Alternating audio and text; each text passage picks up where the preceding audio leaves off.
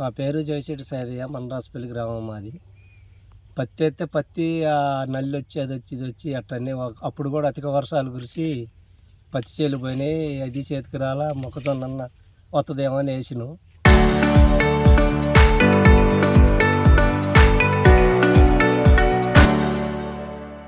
ఈ మొక్కజొన్న కూడా ఇంకొక నెలలో కొద్దిగా ఏమైనా చేతికి వచ్చేదేమో, కానీ ఇది అకాల వర్షం అనుకోకుండా వచ్చి పడి 4 ఎకరాలు మొక్కజొన్న ఎత్తే ఆడింత ఒక 2 ఎకరాలు సుమారు పడిపోయింది.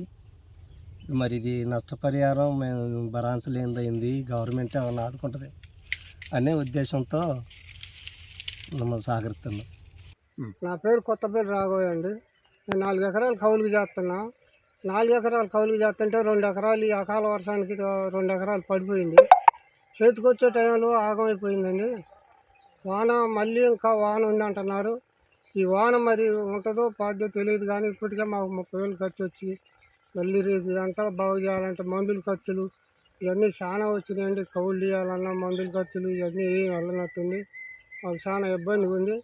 అందుకే మీకు తెలియజేద్దామని, గవర్నమెంట్కి తెలియజేద్దామని చెప్పి మీకు సూచిస్తున్నాం.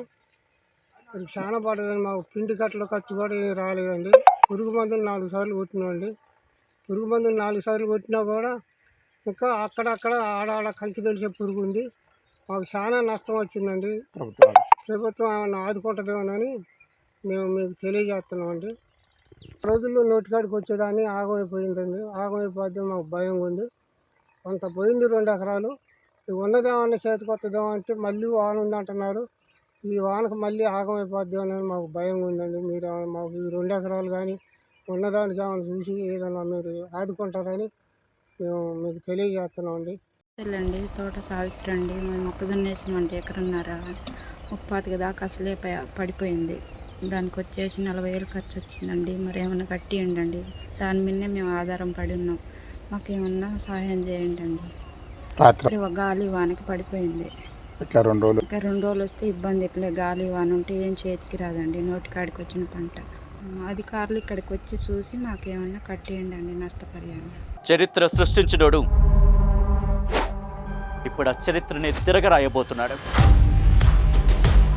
అబద్ధాల గోడల్ని బద్దలు కొట్టి నిజాలను రాగా మీ ముందుంచబోతున్నాడు.